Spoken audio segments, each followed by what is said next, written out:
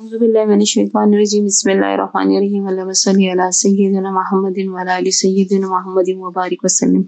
अस्सलाम वालेकुम व रहमतुल्लाहि व बरकातुहू। मेरी पिछली वीडियो के कमेंट सेक्शन में एक बहन ने सवाल किया है कि जब आजमाइश आनी ही है तो हम बचने की दुआ क्यों करते हैं, इससे क्या फायदा होता है। बिल्कुल, जिंदगी जो है और दुनिया जो है दारुल आजमाइश है, यहाँ पर मौत तक आजमाइशें आनी है और हमें उससे गुजरना है, एक के बाद एक के बाद एक दूसरी, यही जिंदगी है।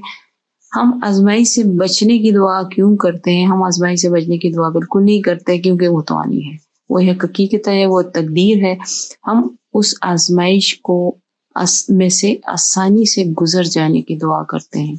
हम उस आजमाइश में से उस तरह से गुजरने की दुआ करते हैं जिससे अल्लाह राजी होता है।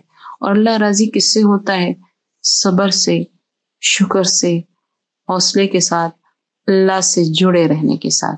क्योंकि अल्लाह ताला, ये भी अल्लाह का हक है कि जो हम पे अच्छे वक्त लेकर आता है और हम खुश होते हैं, तब हम उसकी तरफ मुतवज्जो तो खैर नहीं होते, लेकिन फिर भी खुश तो होते हैं कि अल्लाह की तरफ से आई है।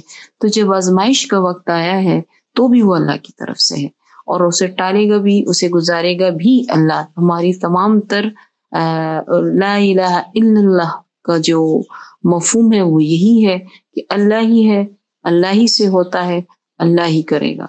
तो जब आपके दिल में ये यकीन मजबूत हो जाएगा, आप अल्लाह से जुड़े रहेंगे, तो आप सब्र से उस आजमाइश में से गुजर जाएंगे।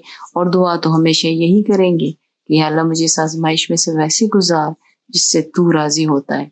तो इंशाअल्लाह ताला आपकी जिंदगी सुकून से भी गुजरेगी और हालात भी आपको तंग नहीं करेंगे। उम्मीद है आपको जवाब मिल चुका होगा। अस्सलाम वालेकुम व रहमतुल्लाहि व बरकातुहू।